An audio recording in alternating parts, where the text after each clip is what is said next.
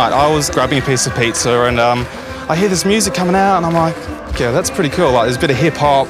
It's got some Latin there, you got the girls dancing. We came back to the media tent and we heard there's a room where we might be able to get a chance to chat to you guys.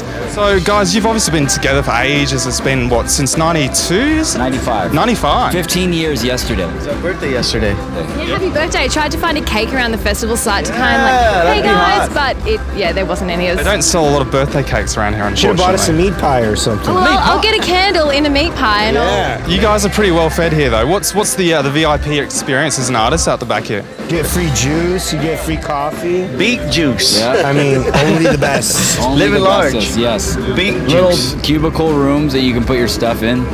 And there's some pretty amazing history about you guys. I mean, you've recently been signed as ambassadors for the United States. Yeah, about for the last 3-4 years, we've been cultural ambassadors. I mean, wouldn't you know it? Us walking down the street. I actually represent people.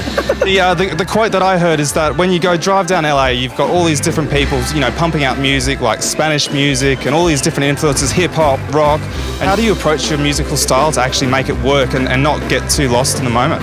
You know, we grew up in LA. We all like different kinds of music. We love music from all over the world. And so when we get together, we just bring that. People are into different things and we just try to find a natural way to make it work. We've been doing that since the beginning and we still do it. It's a lot of fun for us.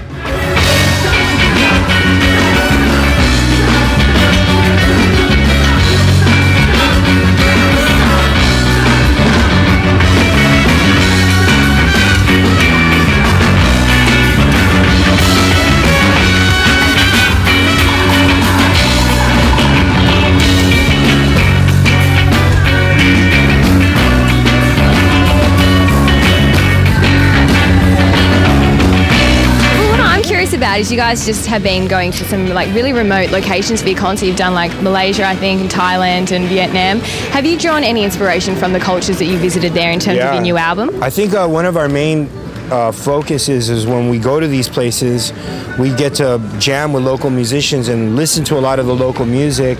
And we do a lot of outreach work, so we go to like orphanages, group homes, schools of music.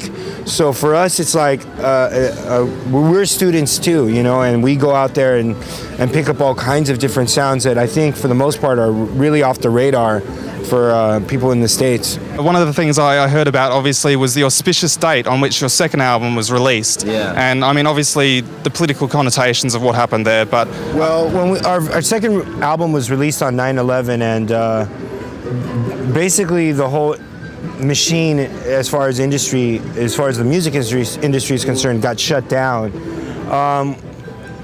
So you guys actually made a good point to continue doing your gigs. We felt it was really important to keep continuing, especially with the climate that happened post 9/11. There was a lot of like vilification of like the Arab community and just a lot of hate crime going on all around.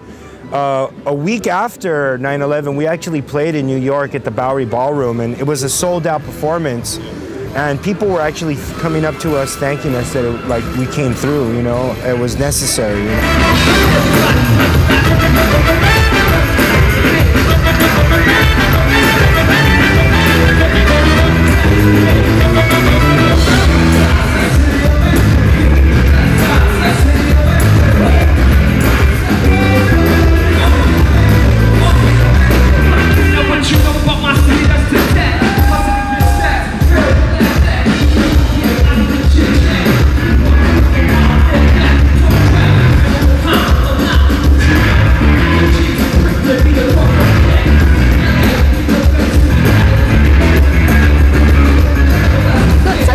Eclectic base of musical influences. Whereabouts are your backgrounds? Everybody comes from very diverse musical backgrounds, and that was I think what made such an integral part of our sound is that when we first got together, one guy was from salsa, another guy was from reggae, funk, folk music, you name it, classical Indian music, and then when we got all together, it was more, I'll play this bass line, what can you do over it?